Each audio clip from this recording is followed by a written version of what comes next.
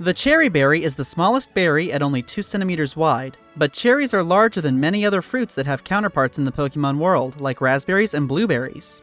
In Mystery Dungeon games, when a Chesto Berry is used on a Pokemon that isn't sleeping, that Pokemon will gain the Sleepless status condition, which prevents sleep and all other sleep-related conditions like nightmare, yawning, and napping. In Scarlet and Violet, the mythical Pecha Berry is a key item used to trigger the Mochi Madness epilogue. The event centers around Pecharunt, which looks like a Pecha Berry. I mean, it's in the name. Despite Ruby and Sapphire saying this berry is very tender and soft, Pecharunt's shell is so durable that its defense stat comes in at a respectable 160. A Pokemon news entry in the original Mystery Dungeon games says unripe Rawst berries are green and much less bitter than ripe ones. Its Gen 3 berry tag shows an unripe green berry, but in the bag it's a ripe blue. The berry tag was changed in Gen 4 to show the ripe version. The Aspear Berry is the only status healing berry to not appear in Pokemon Sleep. It is also the only one that is impossible to proc by Pluck or Bug Bite, because there's no way to bypass being frozen to use these moves. The Leppa Berry and the move Lunar Dance are currently the only two methods to restore PP during a Link battle. In Gen 5, the Wonder Launcher could also be used to restore PP, but only if all players allowed it. There was a glitch in Gen 5 where the Oran Berry wouldn't proc if you fell below half health when hitting yourself while confused. This glitch also happens with the Sitrus Berry. Persim berries have only appeared one time in the Pokemon anime. In the XY episode, A Fork in the Road, A Parting of the Ways, they are shown growing in Dr. White's garden along with a wide assortment of other common berries. Shaman and Mew are the only wild Pokemon that can hold a Lum Berry, but all encounters with these Pokemon are through scripted game events, so does that really count? After Gen 4, the Sitrus Berry restores 25% of your Pokemon's HP. However, when this berry was first introduced in Gen 3, it only healed a flat 30. This is because it was intended as the successor to the Gold Berry of Gen 2, which had the exact same effect. Berries like the Figy Berry that confuse your Pokemon if they hate the taste have changed a lot since Gen 3. From Gens 3 through 6, these berries healed only 1/8 of your max HP once you fell into the yellow. The healing was buffed to 50% in Gen 7, and would proc below a quarter HP, but that was too significant to buff, so it was nerfed in Gen 8 to 33% instead. There's a mistake in the Wiki Berry's description when making curry in Sword and Shield. The entry reads, "A berry with bumps that are full of sour flavor. You can enjoy its texture too." However, the Wiki Berry is actually a dry berry rather than sour. The Mago Berry is the only berry whose name is completely contained within the name of another berry, that being the Magost Berry. The berry tags of the Aguav Berry say that it can grow in complete darkness. Plants like rhubarb and chicory can also be grown in complete darkness, so having a berry do the same in the Pokemon world is reasonable. In an episode of the anime, Ash's Oshawott uses an Iapapa Berry as a replacement for its Scalchop. When Pikachu uses Thunderbolt on the berry, the exterior burns and is cracked in half, revealing that the Iapapa Berry is a stone fruit, like peaches and cherries. In Emerald, using a Pomeg Berry on a Pokemon with low health and at least 4 HP EVs can reduce its HP to 0 without causing it to faint. The HP underflows, and it's interpreted as 2 to the 16 minus the absolute value of the underflow. In battle, the health bar will be incorrectly displayed as $35. Game Freak tried to fix this glitch in Gen 4, however it can still be performed as long as the Pokemon has at least 4 HP remaining and at least 116 HP EVs. The glitch was ultimately fixed in Heart Gold and Soul Silver. While the Kelpsy Berry and other similar berries reduce EVs, they also raise a Pokemon's friendship. The amount friendship is raised by these berries is different based on the Pokemon's current friendship. If friendship is below 99, the berry will give 10. From 100 to 199, it will give 5, and if it's 200 or greater, it will give 2 in Gens 3 through 7, and just 1 in later gens. The Qualot Berry is based on a loquat, which is resistant to most plant diseases and damage from insects. The loquat is also a traditional symbol of abundance and happiness, so it's very fitting that this berry affects the defense and makes Pokemon happier. Let's just not talk about the fact that it lowers defense. The Hondew Berry resembles a ripe opium pod, which has large white bulging bulbs. The curry information for this berry in Sword and Shield says that the yellow bulbs bulge when the berry is ripe. An NPC in Lily Cove City called the Favor Lady asks the player to bring her something slippery, roundish, whammish, shiny, sticky, or pointy in exchange for a vitamin. Most items will only fulfill one request, but the Grepa Berry can be used for both something slippery and something roundish. The only other berries that can satisfy two different requests are the Watmel and Durin berries. In Gen 3, the Tamato Berry was the only stat-lowering berry with a unique growth rate and yield. It takes 24 hours to grow and only yields 2 to 4 berries, while the others take only 12 hours and yield 2 to 6. In ORAS and Gen 7, the Bluk Berry was inaccurately described as sour when all previous entries had described it as dry. Plus, in ORAS, Bluk berries make dry Pokeblocks. This issue was corrected in Generation 8, but it's beyond me how a mistake like this made it into not just 1, but 3 games. The Wepear Berry is in the game data of Pokemon Go, but in this data, it looks closer to a blueberry rather than having its classic look. My guess is the devs were probably going to include this berry, but replaced it very early on with one of the other berries that are currently in Go. The Cornn Berry in other languages derives its name from either corn, maize, or sorghum. Maize and corn are the same plant, but sorghum is completely out of left field. While it seems completely different from corn, sorghum is also commonly known as broom corn. The berry resembles sorghum more than corn, so maybe broom corn was misinterpreted as real corn, and the name was lost in translation. If you're finding these facts very interesting, consider subscribing. Despite being unobtainable in Gen 9, the Magost Berry and all other ingredient berries have item descriptions and art in the game data that go unused. This is mostly holdover data from ORAS, as it makes explicit reference to Pokeblocks rather than Poffins. BDSP came out between ORAS and Scarlet and Violet, but because they weren't produced by Game Freak and were made on a different game engine, there was no update to the text to mention Poffins. According to the Gen 4 berry tag information, eating the Rabuta Berry with the hair and skin on is healthy and cleans out the stomach from the inside. That's gross. Because this berry is based on the rambutan, whose skin is toxic, this berry really juxtaposes its real-world counterpart. The Nomel Berry is so sour that if you eat one, you will lose your taste for 3 whole days. Nomel Berry? More like COVID berry, am I right? Anyway, in the Ruby and Sapphire anime, we see Ash and Pikachu both try Nomel berries, and while Ash didn't enjoy the sourness, Pikachu liked the taste. Because the taste buds of a Pokemon are linked to their nature for some reason, this means that Ash's Pikachu has either a bold, impish, relaxed, or lax nature. The Spelon Berry is so spicy that its berry tag entries say that your Pokemon, fire type or not, will try to breathe fire. Spicy food like this is often associated with the coolness stat in contests. However, in every game since ORAS, the description of this berry says that it will increase cuteness, despite its berry having no sweetness points in any game's data. This seems like an error that just hasn't been addressed due to lack of relevancy, but not even Bulbapedia has picked up on this mistake yet. In 2009, there was a South Korea exclusive event Feebas holding a Pamtre Berry. This was in commemoration of the release of Pokemon Platinum at the Shinsegae department store in Seoul from July 4th through July 5th.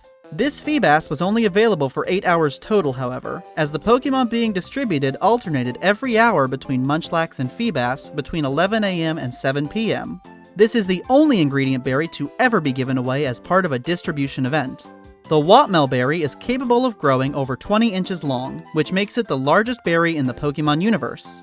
However, the berry tag, which specifically describes the player's berries, say that they are exactly 9.8 inches, which is smaller than several other berries. The Durin Berry is based on the durian, the smelliest fruit in the world, but the taste and texture of the durian is said to be sweet and custard-like, while its Pokemon World counterpart is so bitter that it can instantly cure hiccups with a single bite, and no person has ever eaten it raw. Additionally, nobody in any Pokemon media has ever given an indication that the Durin Berry smells bad when opened. The Bluk Berry's berry tag says it's 11.8 inches long, which makes it the largest berry that the player can obtain, even bigger than the Watmel Berry. This stat is even more surprising when you consider that this berry is based on the blueberry, one of the smallest berries in the real world. Raspberries came out in Gen 3 as just another ingredient berry, but have since taken on a new role thanks to Pokemon Go. The Raspberry increases the catch rate of wild Pokemon in games that use Go mechanics and in Legends Arceus. But the Raspberry has an additional effect in Legends Arceus, which is that it can heal your Pokemon's HP by up to a third of its max. The Nanab Berry reduces the chances of a Pokemon moving around as you're trying to catch it. Like raspberries, Nanab berries also heal 1/3 of your Pokemon's max health in Legends Arceus. In addition to this, any wild Pokemon that eats a Nanab berry will move slower in the overworld. The Pineapple Berry is used to increase item drops in Go and Let's Go, and also heals 1/3 in Legends Arceus. It also boosts the experience points gained upon catching a Pokemon that has eaten this berry. Another interesting thing is that Lieutenant Surge's Manectric holds a Pineapple Berry during rematches at the dojo in Saffron City. This gives him ground-type coverage as the Pineapple Berry turns Natural Gift into a Grass-type move. The Raz, Nanab, and Pineapple Berries all have silver and gold variants that are only in the Let's Go games, with the exception of the Golden Raz and Silver Pineapple Berries, which are also in Go. These higher rarity berries have the same effects as the original berries, but stronger. I don't have 6 unique facts to give because they're so esoteric, so I'll just lump them into one fact.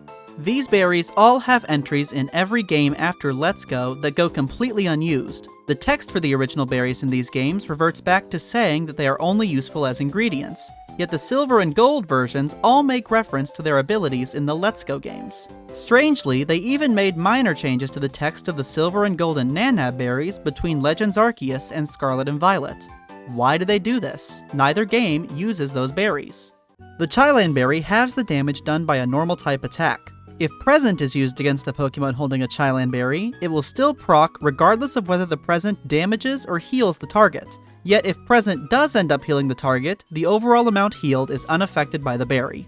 In My Pokemon Ranch, players could access an online event trade with Haley where she would give them a Metagross holding an Oka Berry. In Gen 5's Dream World, 15 Oka Berries could be used to purchase a Metagross doll from the doll catalog. This is the only decor item that could be purchased using Oka Berries. Gen 4's berry tag for the Pecha Berry says that its flesh is dotted with countless tiny bubbles of air that keep it afloat in water. The Rindo Berry is incredibly high in fiber according to its Diamond and Pearl berry tag. No other berry tag makes a direct reference to macronutrients, instead usually focusing on the flavors rather than any health benefits. The Tanga Berry halves the damage of a super effective bug-type attack, and its berry tag says that it purposely lures in bug-type Pokemon using its stringy petals. This is the only berry to have a lore reason for its behavior. In Heart Gold and Soul Silver, a guy in Pewter City will trade you a Xatu holding a Wakan Berry for a Haunter.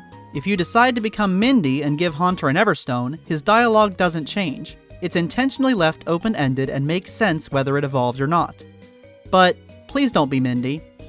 In Kalos, berries can be grown at the berry fields on Route 6. Though the berries grown here are susceptible to attacks from pest Pokemon, with the Pokemon that appears being determined by the berry planted.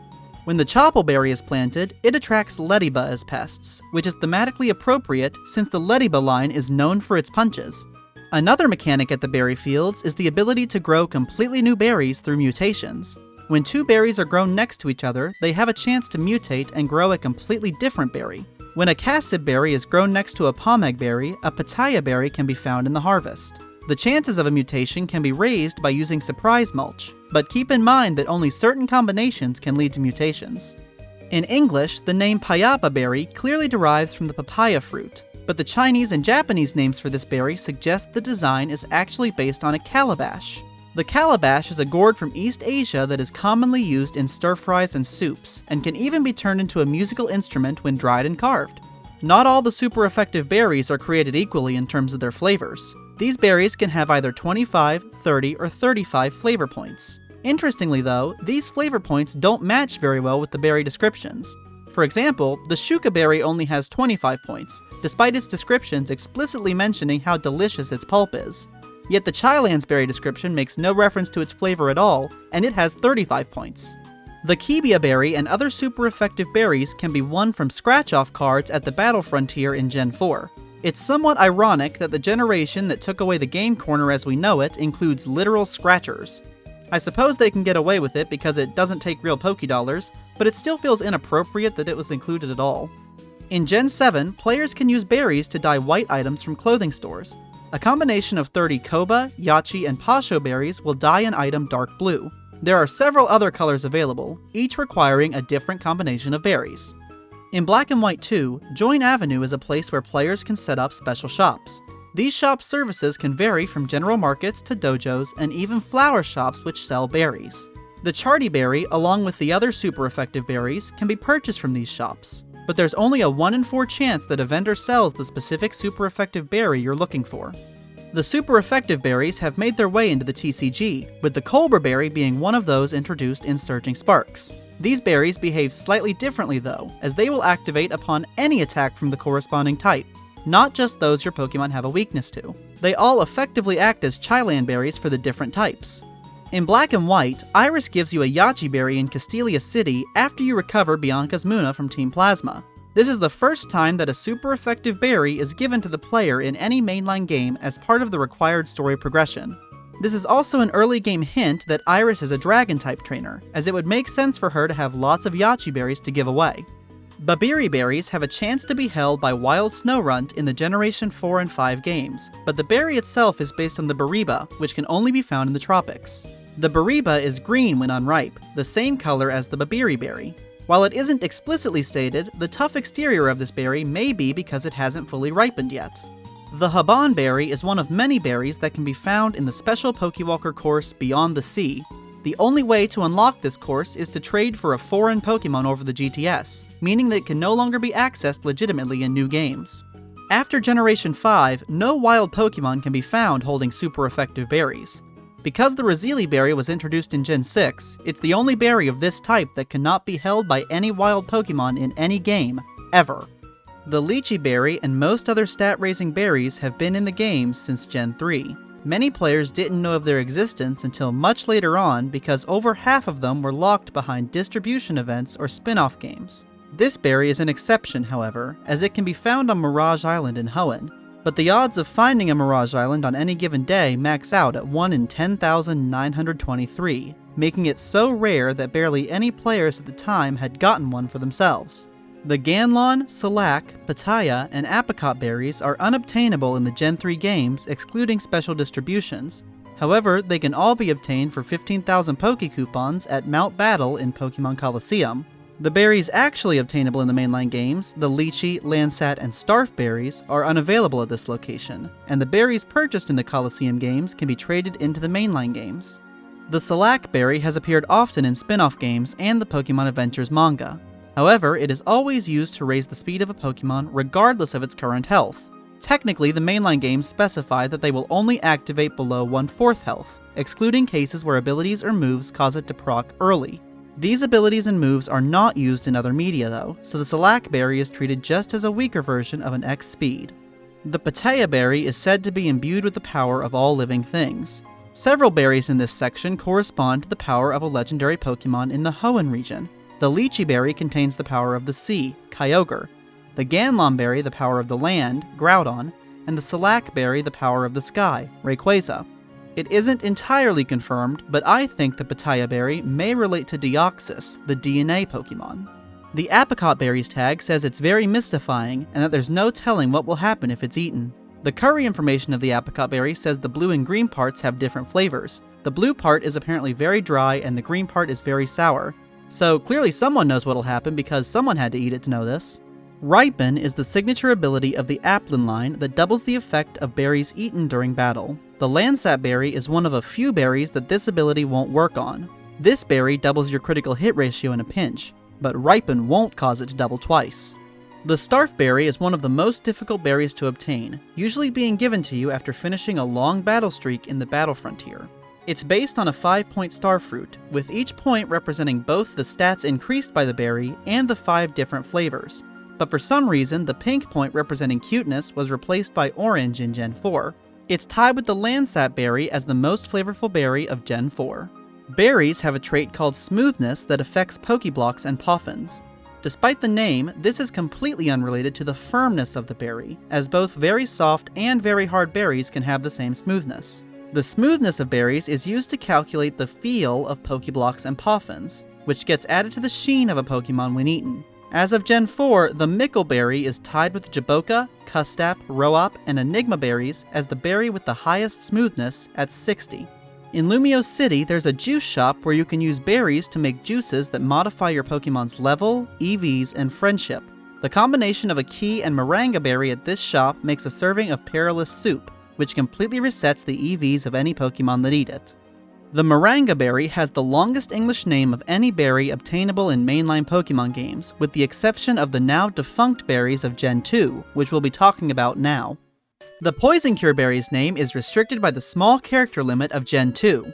In the Gold and Silver official player's guide, the item is referred to as the Poison Cure Berry spelled out, while in the Crystal guide it actually uses the same formatting as in the games. In the Gen 2 games, a Voltorb holding a Paralyzed Cure Berry can be traded for a Krabby in Olivine City. This is only one of 2 in-game trades that retain their held item in the remakes, the other trade being the Bellsprout for Onix trade in Violet City, where Onix is holding a Bitter Berry, the predecessor of the Persim Berry. The Burnt Berry heals a frozen Pokemon. These berries can only be found in berry trees in Fuchsia City and Route 44, and were replaced by apricorn trees in the remakes. These trees were the hallmark feature of the new time system in this generation, and they refreshed every day. The Ice Berry heals a burned Pokemon. Aside from the daily berry trees, the only way to get this berry is to farm it from Wild Jinx, which only have a 25% chance to hold it. I never said that every berry would have the most interesting fact. The Bitter Berry cures confusion. This berry was only given away to Gen 2 games during one distribution event ever, and only in Mexico by Club Nintendo Mexico from August through October and December 2002. All other distribution methods for this berry hinge on a mechanic involving transferring Pokemon between Gens 1 and 2 that we'll touch on shortly. The Mint Berry wakes a Pokemon up. There are no wild Pokemon that can be found holding this berry, so farming it is an extremely time-consuming process. It can thankfully be found in more than one berry tree per day. The Miracle Berry heals every status condition. There are only 2 ways to get one, a Mystery Gift Pikachu or a Wild Celebi with a 2% chance. Wild Celebi cannot be found in Gold and Silver though, yet this chance is still programmed into the games. Because of the circumstances to obtain this berry, it's very rare to find someone who's had one. The Mystery Berry restores 5 PP to a single move. Pokemon traded from Gen 1 to Gen 2 for the first time naturally come with a held item. The only Pokemon that holds the Mystery Berry is Clefairy. Clefable is holding a Leftovers instead. I guess it got hungry. Now time for everyone's favorite berry, Berry, which has the same effect as the modern-day Oran Berry.